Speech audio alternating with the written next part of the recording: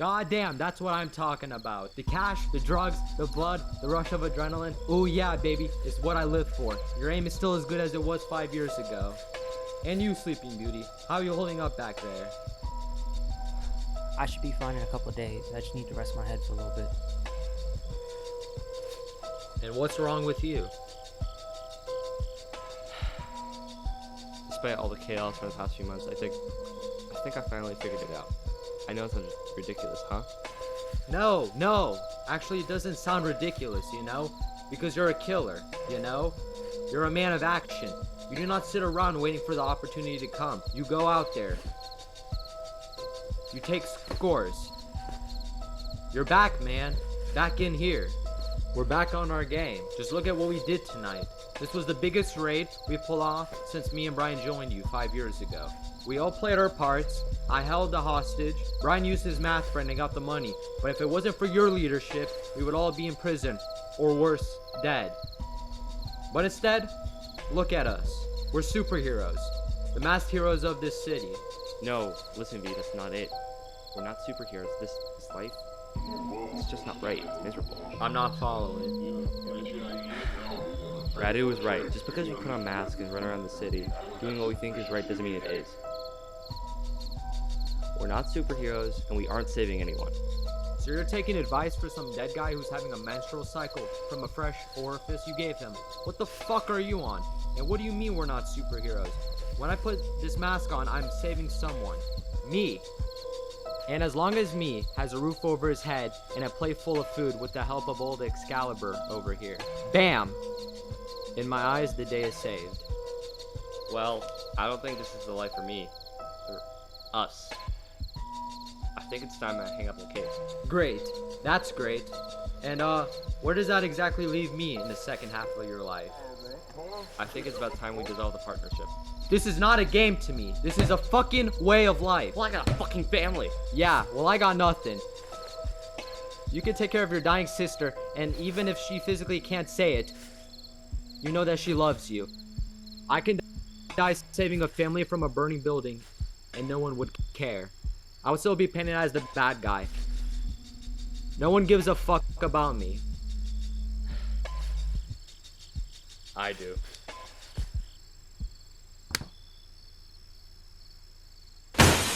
Shit! How'd the cops find us? We need to get out of here.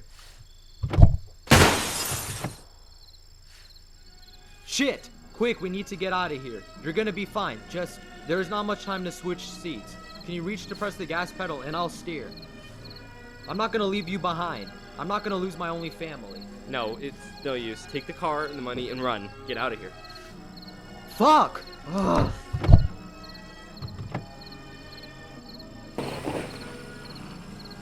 Fuck! Ugh.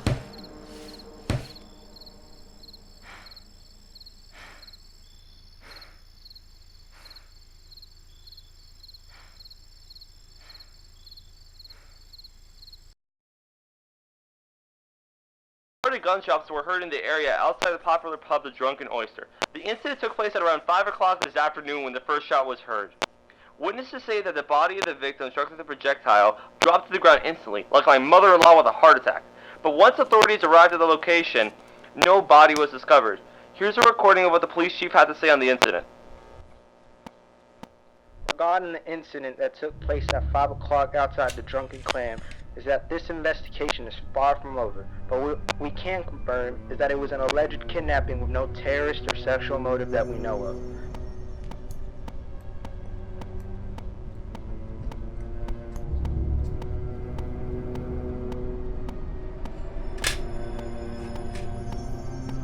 We determined the weapon the attacker used as a Colt 1911 from half a shell casing left at the scene. The Rogers Police Department has this under control and will continue to investigate this case. We have no word on where the attacker has gone, but there's no need to worry. Go home to your families and reduce activity on the streets as much as possible. That's all the information that we have at the moment. Good night and be safe.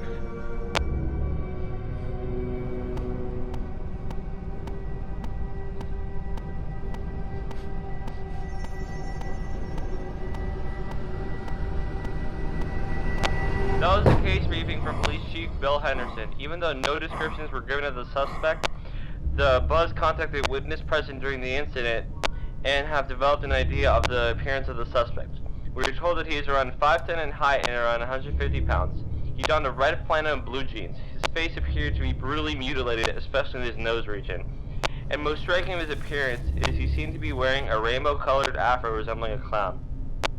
Regarding the incident, we are clued that the victim shot and dragged the victim, which we can confirm is Adam Revere.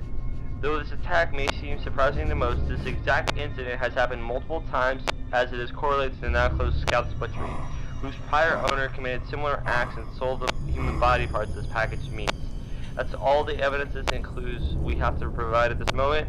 If you have any more information on the suspect or know anything about his whereabouts, please make sure to call 501-371-4683 or contact the Rogers Police Department.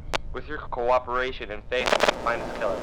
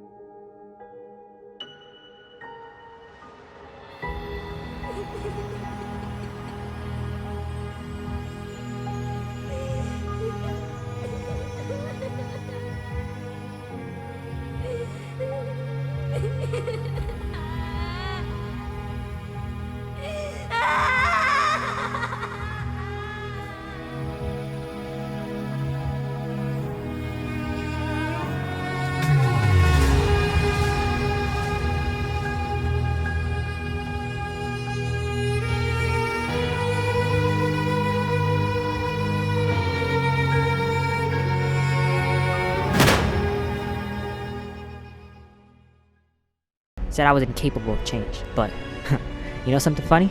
This whole time, it wasn't me, but her that couldn't change. Couldn't accept another perspective on the world. Couldn't accept mine. The way I see it, the world's very black and white. It's either one way or another.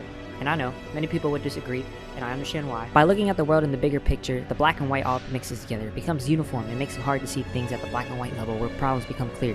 There are too many white problems becoming an obstacle for the black. So quite simply, I figured, why not remove some of these white obstacles, you know? Make the world conform to your perspective so that your perspective is the new reality. For example, your mom. She wanted to shelter you from the evils of this real world. I didn't. So, boom, I killed her. You gotta understand, I'm not a monster. I loved her, and he paid me to do it, but something needed to change. You know what's funny?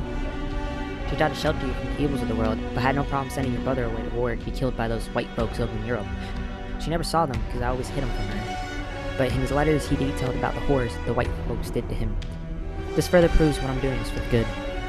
But I can't do this all alone. You may hate me for doing this to you, but I need you to be exposed to these evils, so you can help me rally up and create the ideal utopia. And this is the only way I can think of. Maybe not now, but one day you will thank me. Because all I want is the best for you. So tell me. Does that sound sane?